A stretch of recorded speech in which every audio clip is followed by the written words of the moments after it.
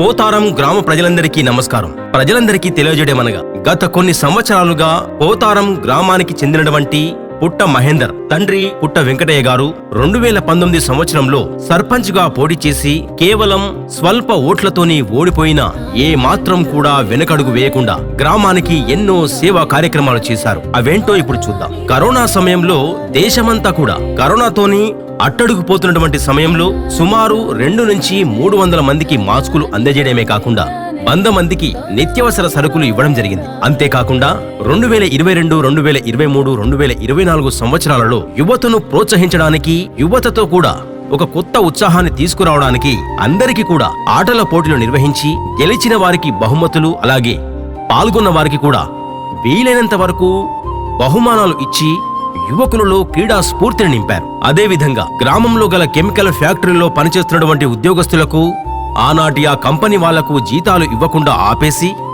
ఆ కంపెనీని మధ్యలోనే మూసివేసి ఉద్యోగస్తులకు వేతనాలు చెల్లించని పరిస్థితుల్లో ఉన్న సమయంలో కంపెనీలో ఉన్నటువంటి స్క్రాప్ను అమ్మేసేటప్పుడు వాళ్లతో కొట్లాడి కొన్ని నెలల క్రితం పుట్ట మహేందర్ గారు కంపెనీ వాళ్లతో పోరాడి వాళ్ళ వేతనాలు వాళ్లకు ఇప్పించడం జరిగింది.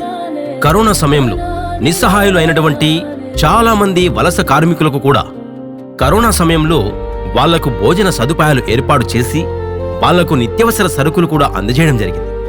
పోతారం గ్రామంలో 2025 సంవత్సరంలో సర్పంచుల పదవి కాలం ముగిసిన తర్వాత గ్రామాన్ని ఎవ్వరూ పట్టించుకునే స్థితిలో ఉన్నప్పుడు మన పుట్ట మహేందర్ గారు ధైర్యం చేసి ముందుకు వచ్చి ఎన్నో రకాల మంచి పనులకు గ్రామ అభివృద్ధిని దృష్టిలో పెట్టుకుని ఎన్నో కార్యక్రమాలు కూడా చేయడం జరిగింది. అందులో ముఖ్యంగా బోనాల పండుగను అంగరంగ వైభవంగా సొంత డబ్బులతోనే జరిపించడం, అలాగే గ్రామంలో జరిగినటువంటి బతుకమ్మ పండక్కి నీళ్ల బాటిల్ ఏర్పాటు చేసి ఆడపడుచుల దాహాన్ని తీర్చడం జరిగింది. అంతేకాకుండా సంక్రాంతి పండుగకు పెద్ద ఎత్తున ముగ్గుల పోటీలు నిర్వహించి అందులో పాల్గొన్న ప్రతి ఒక్క స్త్రీకి కూడా మంచి చీరలను, దాంతో పాటు గెలిచిన వారికి కూడా ప్రథమ, ద్వితీయ, తృతీయ బహుమతులను కూడా ఇవ్వడం జరిగింది. 2023 సంవత్సరంలో మహేందర్ గారి పుట్టినరోజు సందర్భంగా గ్రామానికి వాటర్ ట్యాంకర్లను ఏర్పాటు చేసి ఆ వాటర్ ట్యాంక్ తోని శుభకార్యాలకు, అన్ని కార్యక్రమాలకు కూడా నీటి వసతిని కల్పించే విధంగా ఒక ట్యాంకర్ను కూడా గ్రామ ప్రజలకు అందించడం జరిగింది. గ్రామంలో ఎవరైనా అకస్మాత్తుగా మరణించినట్లయితే ఏమైనా అవసరం వస్తాయని కనీసం 5,000 రూపాయలను ఆర్థిక సహాయం అందించడం,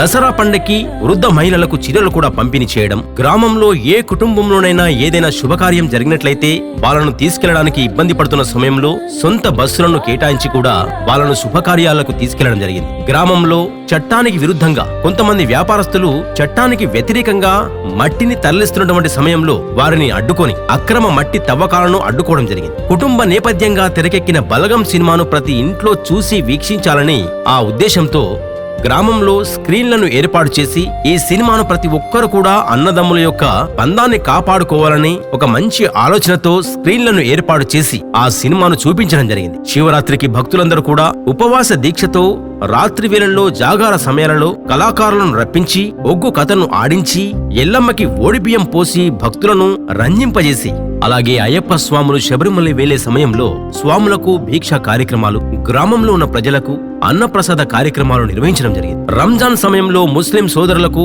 పండుగ కానుకలు ఇచ్చి కులమత భేదాలకు తావు లేకుండా అందరినీ మమేకం చేసుకోవడం జరిగింది. గ్రామంలో చెత్తబండిని తీసుకెళ్తున్నటువంటి కల్వాటు వర్షానికి ధ్వంసమైతే గ్రామంలో పారిశుద్ధ్యం పెరిగిపోతుందని గ్రహించి పారిశుద్ధ్యాన్ని దూరం చేయడానికి ఆ కల్వాటును సొంత డబ్బులతో నిర్మించి చెత్తను సకాలంలో పరిశుద్ధ ప్రాంతానికి తరలించడం జరిగింది. గ్రామంలో 2-3 కుటుంబాలకు పెంకుటిల్లు వర్షానికి ఇబ్బంది పడుతున్నటువంటి సమయంలో ఆ ఇంటి పైకప్పు నుండి నీరు రాకుండా ఉండడానికి తర్పలిన్ కవర్లను ఇప్పించి గ్రామంలో అర్హులైన వారందరికీ కూడా ఇందిరమ్మ ఇల్లు ఇప్పించే కార్యక్రమంలో ముఖ్య పాత్ర పోషించి ప్రతి ఒక్కరికి కూడా ఇందిరమ్మ ఇల్లు వచ్చే విధంగా కృషి చేసి, అంతేకాకుండా వీళ్ళకే కాకుండా అర్హులైన వారందరికీ కూడా 2వ విడతలో అర్హులైన వాళ్లకు కూడా వచ్చే విధంగా చర్యలు తీసుకోవడం కూడా జరుగుతుంది. అంతేకాకుండా సీఎం రిలీఫ్ ఫండ్లు చెక్కుల విషయంలో ముందుండి త్వరగా వచ్చే విధంగా కూడా కృషి చేయడం జరిగింది. ఐకేపీ సెంటర్ ను తీసుకువచ్చి గత 2 సంవత్సరాలుగా రైతులకు ఉపయోగపడే విధంగా చర్యలు కూడా చేపట్టడం జరిగింది. ఎలాంటి పదవి లేనప్పుడే గ్రామానికి ఇన్ని సేవలు చేస్తున్నటువంటి